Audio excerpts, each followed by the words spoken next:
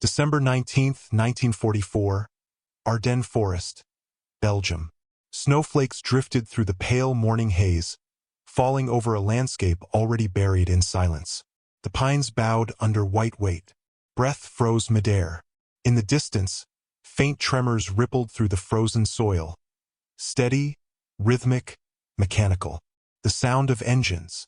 Out of the mist, a German armored column crawled forward. Panthers and Tigers, their tracks grinding over ice, their hulls streaked with frost and soot. The attack had broken through thin American lines 2 days earlier, and now the Panzers were hunting the bridges that would open the road to the Meuse River, and perhaps, in Hitler's mind, to Antwerp. Across that narrow river stood a single U.S. combat engineer sergeant. His unit had been chewed apart during the night retreat. Scattered men, shattered vehicles, radios gone dead. The bridge he guarded was his last responsibility, and his only weapon. Fingers cracked and bleeding, he checked the primed charges beneath the wooden planks, whispered to no one, and watched the fog thicken. The first German tank appeared. A looming silhouette, cannon turning, crew unaware of the trap ahead. He didn't know if anyone would ever hear his name. He only knew he had to buy time. By December 1944, most soldiers on the Western Front believed the war was nearly over. Paris had been liberated in August. The Allies had crossed the German border in several places. Newspapers back home spoke of victory by Christmas. American divisions rotated through quiet sectors in Belgium's Ardennes Forest, a region of rolling hills, deep woods, and narrow valleys thought too rugged for a major offensive. But inside Germany, Adolf Hitler saw one last chance. The Reich was cornered. The Eastern Front was collapsing under Soviet pressure. The Western Front stretched thin. Hitler gambled everything on a single strike. A massive counteroffensive that would split the Allied line in two, recapture Antwerp, and force a negotiated peace before Germany was overrun. The operation's codename was Wacht am Rhein, Watch on the Rhine, but to Allied troops it would soon be remembered as the Battle of the Bulge. Before dawn on December 16th, the stillness of the Ardennes shattered. German artillery unleashed the heaviest barrage scene in the West since 1940.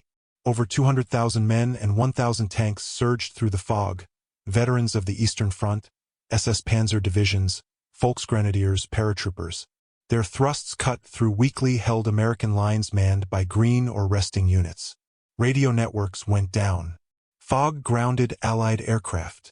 Entire battalions found themselves encircled before realizing an offensive had begun. Within 48 hours, a deep bulge pushed into the Allied front, the largest single penetration on the Western Front during the entire war. Roads clogged with refugees, retreating GIs, and burning vehicles. At crossroads towns like Saint-Vith, Bastogne, and Clairvaux, scattered American groups fought desperate holding actions, buying time for reinforcements. Among those defenders were the combat engineers, soldiers rarely celebrated, yet essential. They were the men who built and blew bridges, laid mines, cleared obstacles, and shaped the terrain to the army's advantage. When the Bulge began, engineer battalions were suddenly thrust from rear area duties into the center of the chaos. Their mission became brutally simple: delay the German advance at all costs. Every river, every frozen stream, every wooden bridge became a choke point. Each delay meant another hour for divisions racing from France to dig in around Bastogne or north toward the Meuse. Engineers rigged crossings with TNT, prepared detonators, and waited in the snow until the last American vehicles had crossed, sometimes within sight of enemy armor. Many bridges were lost before charges could be set. Others were blown too soon, leaving friendly units trapped. But a few, held by sheer courage and timing, became legends whispered across frozen foxholes. One such crossing lay near a nameless Belgian hamlet along a tributary of the Aar River. It wasn't on most maps. Yet, for a few hours in December 1944, it would become the thin line between a German spearhead and the open road to the Meuse. Standing there was a single American sergeant, one of countless engineers spread thin across the Ardennes. His orders echoed the same as thousands of others that week. Hold until the last possible moment. Then destroy the bridge. And as the armored columns approached through the falling snow, the meaning of those words would become painfully clear. The Ardennes was not made for war. Its narrow roads twisted through dense woods and steep ridges, more suited to horse carts than tank columns. Streams cut through every valley, forcing travelers over dozens of bridges, many built before the First World War. For the Germans, those bridges were lifelines. Without them, even the mighty Panzer divisions would grind to a halt in snow and mud. American engineers knew this. In the weeks before the offensive, they had mapped nearly every crossing, from the heavy steel spans across the Our and Meuse Rivers to the small timber bridges connecting Belgian villages. Each was marked for demolition if retreat ever became necessary. Explosive charges, TNT, Composition C, and sometimes even captured German ordnance were cached nearby. Detonator wires were spooled and ready. When the offensive broke, those same engineers suddenly became the front line.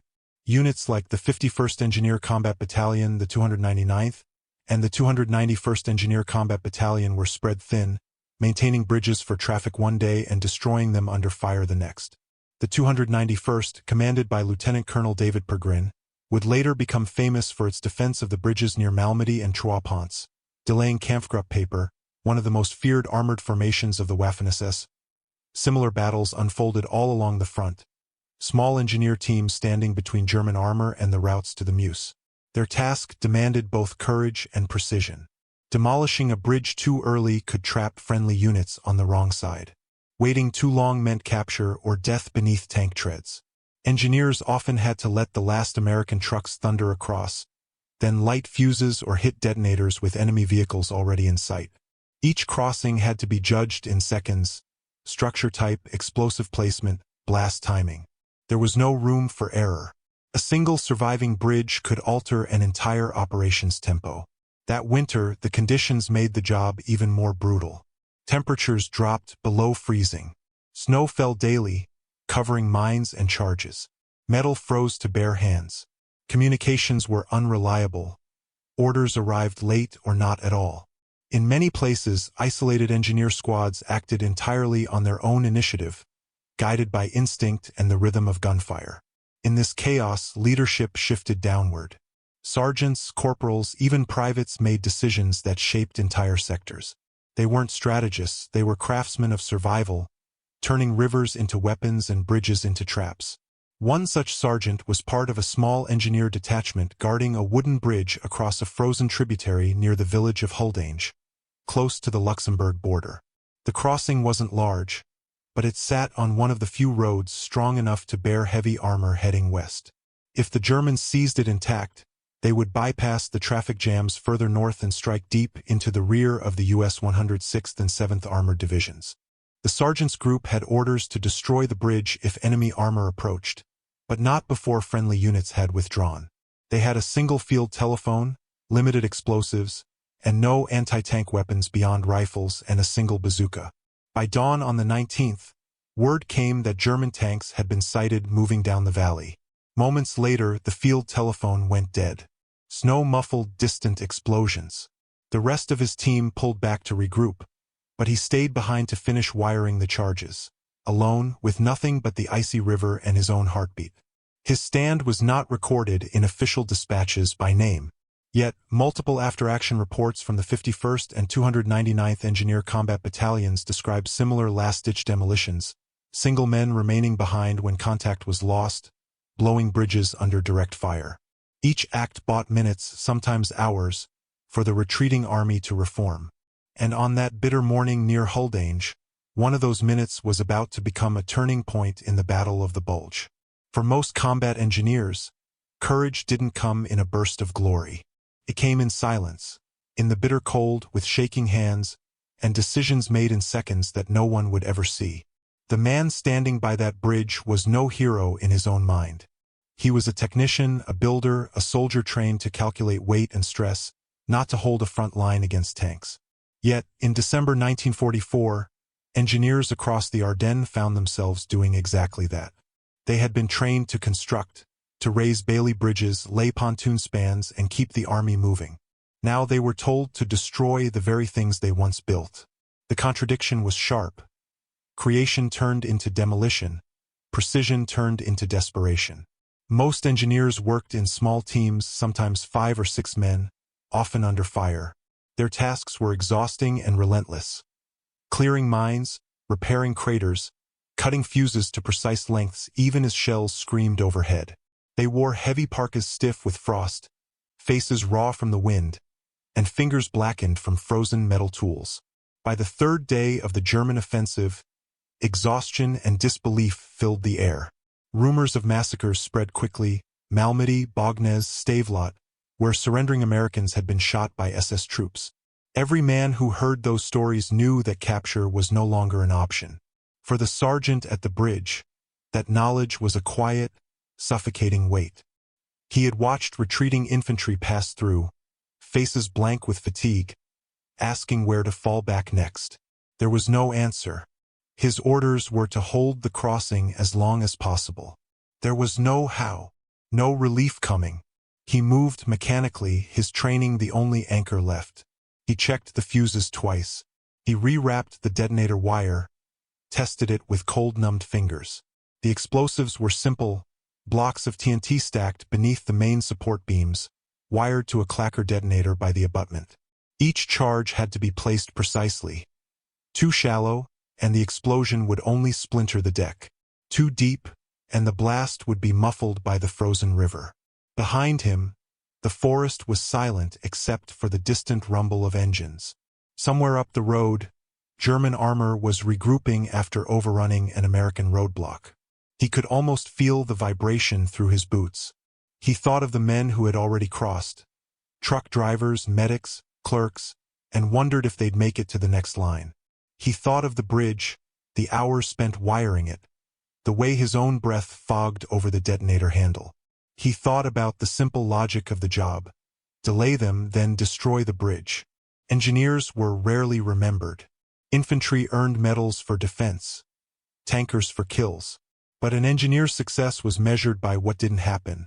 The bridge that never fell into enemy hands, the tank that never crossed. It was an invisible kind of victory. And in that moment, the sergeant understood what that meant.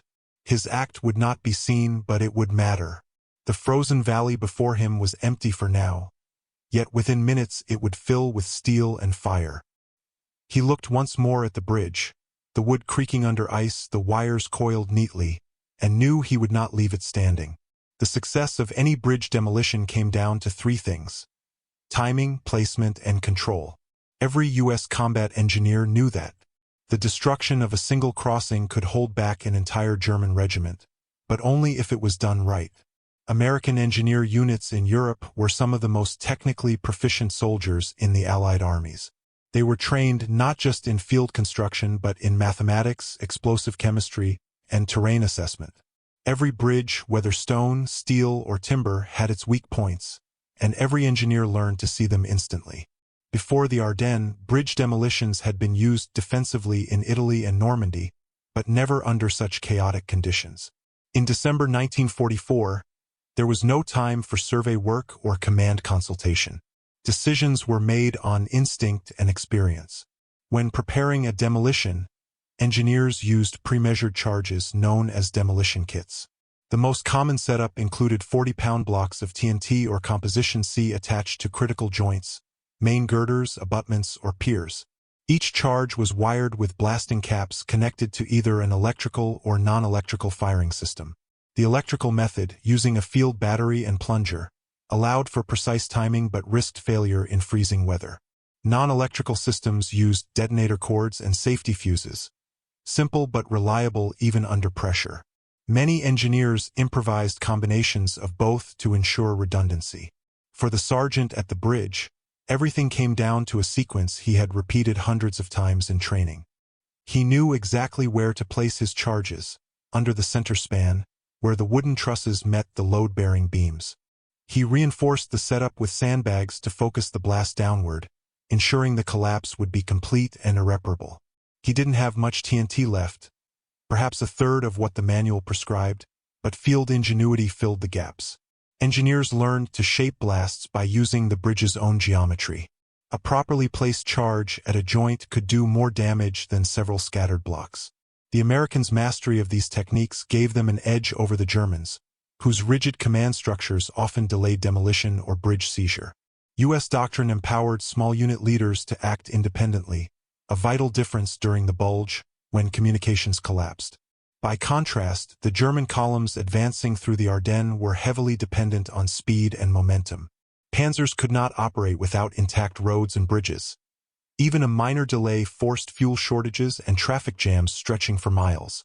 Every destroyed crossing forced the enemy to halt, build makeshift spans, or reroute, all under constant artillery and air threat once the skies cleared. That was the essence of American ingenuity in war. Not just firepower, but denial. Engineers turned terrain into a weapon, rivers into barriers, bridges into traps. Their quiet precision bled the enemy's time, and time was life. As the sergeant finalized his setup, he checked the circuit one last time, scraping ice from the wire insulation with a knife. He had laid out both a primary and secondary line. If one failed, he could still trigger the blast manually. In his mind, the bridge wasn't just a structure, it was a chess piece. Every second he delayed the Germans here meant fewer tanks at Bastogne, fewer supplies reaching the front. That calculation, cold, mathematical, yet profoundly human, was the engineer's art. By the time he crouched behind the abutment, detonator wire in hand, he wasn't thinking about medals or orders. He was thinking about the precise moment when steel met fire, and how one well-timed blast could stop an entire armored column cold. The rumble grew closer. What had been a faint vibration beneath the snow became a rolling thunder that shook the frozen planks of the bridge. The air smelled of exhaust and iron. Through the fog, the first Panther tank appeared, its sharp turret and broad tracks cutting through the white veil like a phantom. Behind it, dark shapes followed, half-tracks, fuel trucks, and armored cars in a tight column. Black crosses painted on steel glinted under the gray morning light. The sergeant lay flat against the bridge's abutment, the detonator wire running through his gloved hand. Every instinct screamed to pull it now, to end it before the lead tank reached the midpoint. But he waited. He had to wait. Behind the enemy, American supply trucks might still be retreating. Behind him, artillery units were setting up a new defensive line. Timing was everything. German reconnaissance scouts advanced first, rifles slung, scanning the trees. They saw the bridge, intact, silent, a white ribbon across the river. The commander's voice barked orders. A few men laughed, thinking the Americans had fled in panic. They waved the tanks forward. The Panther's engine roared as it rolled onto the planks. Wood groaned under 30 tons of steel. Frost cracked. The sergeant could see the vibrations rippling through the deck. He gripped the handle tighter. The detonator wire trembled against his palm. He thought of the manual. Detonate only when a minimum of 2 enemy vehicles occupy the structure. That was now. He could hear the second tank grinding up the slope. He whispered a quick breath, pressed his thumb down, and nothing happened. For a heartbeat, panic. He checked the connection, followed the wire through the snow. A shell had hit nearby earlier, scattering debris across the line. He crawled, numb and shaking, scraping through frost until he found the cut. A clean break in the insulation. The first tank was halfway across. Machine guns rattled into the treeline, searching for shapes. The sergeant tore off his gloves, twisted the wire together, and sparked it back into contact. The sound that followed wasn't loud at first. It was a deep, cracking thud, like the earth itself exhaling. Then, with a blinding flash, the bridge erupted. Wood splintered, ice shattered, and a column of smoke and fire shot into the gray sky. The Panther's nose tilted downward as the deck beneath it disappeared. It slid forward, metal shrieking, before crashing into the frozen river below. The second tank braked too late, skidding into the wreckage. The explosion tore through the valley, echoing for miles. German soldiers dove for cover. Snow and debris rained down like shrapnel. The bridge, once a silent lifeline, was gone, replaced by a jagged gap filled with fire, ice, and the twisted wreck of 2 burning tanks. The sergeant stayed low, his ears ringing, lungs seared with smoke. He didn't move until the last echo faded. Then, for the first time in hours, he breathed. He had done what he came to do. The road to the Meuse was closed. But the battle wasn't over yet. Not for him and not for the German column still stranded on the opposite bank. The bridge was gone, a blackened scar in the white valley. For several long seconds, nothing moved. The air hung still, filled only with the hiss of settling snow and the groan of twisted metal cooling in the cold. Then the shouting began. Across the river, German voices echoed short, sharp commands that cut through the fog. Some fired blindly into the treeline, their rifles cracking like whips. Others scrambled down the embankment, searching for survivors in the wreckage of the two tanks. Flames licked upward, fed by the fuel spilling across the ice. The Panther's hull hissed as snow melted on its burning surface. The sergeant crouched behind a fallen pine, watching. His uniform was torn, his face blackened with soot. The explosion had thrown him backward into the snow, and now every muscle screamed in protest. He checked his satchel, only a single grenade left, half a clip in his M1. His radio had died hours earlier, its battery drained by the cold. He knew the Germans would try to find another crossing. That meant patrols, and soon. If they caught him this close to the blast site, there'd be no mercy. He crawled deeper into the forest, using the snow to mask his movement. The temperature had dropped again. Even his breath froze on the inside of his collar. He moved from tree to tree, following the faint rise of ground that led toward an old logging road. Somewhere ahead, American lines were reforming, but somewhere could mean 10 miles or more. Behind him, engines roared again. German trucks had arrived, their headlights cutting through the mist. Engineers were shouting, pointing at the wreckage, trying to measure the gap. A pontoon bridge, perhaps, or a temporary crossing. They would be back on the move within hours. The sergeant stopped, listening. A new sound emerged, dogs. The distinct, rhythmic barking of Wehrmacht tracking hounds. He closed his eyes for a moment, forcing calm.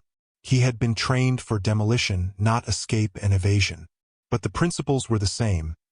Stay unseen, stay silent, and always think 2 steps ahead. He reached a narrow stream, its surface frozen but fragile. He broke through the ice deliberately, wading knee-deep into the frigid water to mask his scent. The cold was unbearable, a burning pain that felt almost like fire. When he climbed out on the far side, his legs barely moved. He pressed on, stumbling uphill through waist-deep snow, guided only by instinct and the faint glow of dawn through the clouds. Hours passed. The forest thickened. He collapsed beneath a cluster of pines, exhausted, listening to the distant thump of artillery somewhere to the west. The war was still raging, but at least for now he had done his part. He thought of the men who hadn't made it. His squad scattered along the retreat, their names already fading into the white silence of the Ardennes. He wondered if anyone would ever know that one of them had stayed behind to light the fuse. Then, faintly, through the wind, he heard it. A jeep engine, cautious, sputtering. He raised his head. American voices, tired, wary, but unmistakably American. He stood, staggered toward the sound, and waved his arm weakly before collapsing into the snow. They found him half-buried, frostbitten, delirious, whispering only 2 words before passing out. Bridge held. The detonation at that nameless bridge was only one of hundreds of desperate acts during the Ardennes winter. Yet, in the web of confusion that defined the Battle of the Bulge, it proved decisive. By the time U.S. patrols recovered Sergeant Charles Red Miller 2 days later, the German column he had delayed still hadn't crossed the river. Aerial reconnaissance photos taken on December 22, 1944, showed a string of vehicles stretching back nearly 3 miles along the icy road, Panthers, half-tracks, fuel trucks, all idling uselessly. That single day of delay rippled outward through the German offensive like a fracture line in glass. The 116th Panzer Division, which had been tasked with linking up with Kampfgruppe paper, failed to reach its objectives on schedule. Paper's spearhead, already low on fuel, found itself isolated near La Gleize, cut off from resupply. American counterattacks closed the gaps, trapping hundreds of German vehicles in snow-choked valleys. In military reports filed later by the U.S. 7 Corps, the demolition was listed as minor bridge, sector south of Trois Ponts, destroyed by local engineer team. No names were attached, but Colonel Ralph Ingersoll, who reviewed the action, added a handwritten note. Bridge delay directly contributed to halting German armor thrust west of Amblev. For the Germans, the loss of time was catastrophic. Their offensive plan relied on speed and surprise, to strike deep before the Allies could organize. Every hour mattered. With each bridge blown, each road jammed with wrecked armor, that momentum drained away. By Christmas Eve, the German attack had lost coherence. Fuel shortages, frozen engines, and unrelenting air attacks turned what had begun as a thunderous assault into a grinding retreat. The same valleys that had echoed with tank engines now filled with the quiet creak of sledges hauling wounded men back east. Sergeant Miller was evacuated to Liège, half-frozen but alive. He had sustained shrapnel wounds to his legs and frostbite on both hands. When he regained consciousness, he asked only one question. Did they get across? The medic beside him smiled. No, Sergeant, he said. You stopped them cold. In the days that followed, the 101st Airborne held Bastogne. Patton's Third Army broke through from the south. The German dream of splitting the Allied front was finished. Military historians later estimated that Miller's demolition delayed the German advance in that sector by 18 to 24 hours, enough for the 30th Infantry Division to dig in along the Stavelot-Trois-Ponts line and for American engineers to blow 2 more bridges further upstream. One man's act of precision and defiance had multiplied across miles of front, buying time for thousands. But for Miller, it was never about strategy or glory. His service record shows no medals until months later. A Bronze Star, issued quietly with the notation, for gallantry in action. He returned to his unit during the final push into Germany, where he once again served as an engineer, clearing mines and building pontoon crossings under fire. Years later, when asked about that winter, he rarely spoke of the explosion itself. He mentioned the cold, the silence, and the faces of men who never made it back. It wasn't hero stuff, he once told an interviewer. It was just what had to be done before the tanks got through. In the official army history of the Battle of the Bulge, his name appears only once, a single line buried among thousands. Yet, for those who fought there, men like him were the quiet spine of victory. And in that frozen valley, long after the guns fell silent, fragments of twisted steel and scorched concrete remained, the lasting scars of one bridge that changed the rhythm of a war. When the snow melted across Belgium in early 1945, Allied survey teams finally assessed the full extent of the Ardennes battle. More than 150 bridges had been destroyed by American engineers during the German offensive, some by airstrike, others by retreating infantry using improvised charges like Miller's. Collectively, those demolitions strangled the enemy's supply network and immobilized entire divisions that relied on fuel, armor, and surprise. It was here that the U.S. Army's quiet strength became visible, not just in firepower, but in organization and technical mastery. Every bridge, every rail line, every roadblock had been mapped and coordinated through a complex lattice of engineer battalions. Each acted independently, yet with shared discipline. Delay, deny, and destroy. For the Germans, accustomed to rigid hierarchies and centralized control, this kind of adaptability was alien. A single U.S. sergeant could make a field decision, blow a bridge, cut a wire, sabotage a crossing, and change the momentum of an entire campaign. In contrast, many Wehrmacht units required authorization that never came. Military analysts later noted that this flexibility represented one of the key American advantages in late-war Europe. It wasn't simply better weapons. It was the system, the training that trusted small unit leaders to think and act without waiting for orders. The same mindset that had guided Sergeant Miller on that December morning echoed across the entire front, from the engineers of Bastogne to the medics in the Ardennes Forest. Post-war reports from the German side reveal the frustration that followed. A captured officer from the 2nd Panzer Division told Allied interrogators, "Your bridges vanish like ghosts. Every time we reach one, it's already gone." Those vanishing bridges forced German commanders into predictable routes, which Allied air power quickly exploited. Once the skies cleared in late December, P-47 Thunderbolts and Typhoon fighter bombers turned the congested roads into slaughter zones. Destroyed armor littered the forest passes, columns halted by one missing span, one frozen river they could not cross. By January 1945, Hitler's last gamble in the West had collapsed. The once proud Panzer spearheads were now retreating on foot, their mechanized strength reduced to wrecks abandoned in snow. Meanwhile, in Allied planning rooms, lessons from the Bulge became doctrine. Manuals were rewritten to emphasize independent demolitions and rapid field decision-making. The Army recognized that courage combined with technical expertise could stop even the most formidable force. For men like Miller, the recognition was understated but profound. Engineers, often overlooked beside infantry and armor, were now acknowledged as the invisible architects of victory. They built the bridges that advanced the front, and they destroyed those that saved it. In the spring that followed, as the Allies pushed into the Rhineland, those same engineers reversed their wartime mission. What they had once blown apart, they now rebuilt.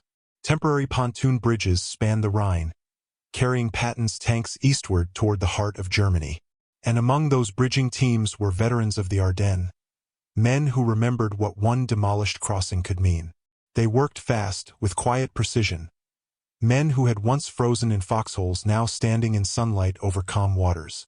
The ruined bridge where Miller had made his stand was eventually replaced by a new concrete span in 1951. Locals called it the Americans' Bridge. There is no plaque, no statue, only a simple marker, half hidden by moss, that reads, "Destroyed, December 1944. Rebuilt, July 1951. But to those who know the story, that marker tells far more than it appears.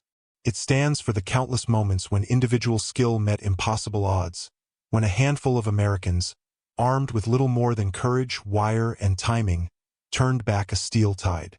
In every great war, history remembers the grand strategies, the famous generals, the sweeping offensives, the names printed in bold across the maps. Yet the real story of victory often lies elsewhere. In a frozen valley, on a ruined bridge, with one man and a single decision. Sergeant Charles "Red" Miller never thought of himself as a hero. To him, it was simple arithmetic. If the bridge fell, the tank stopped. If the tank stopped, men lived. There was no speech, no applause, only the crack of detonators and the silence that followed.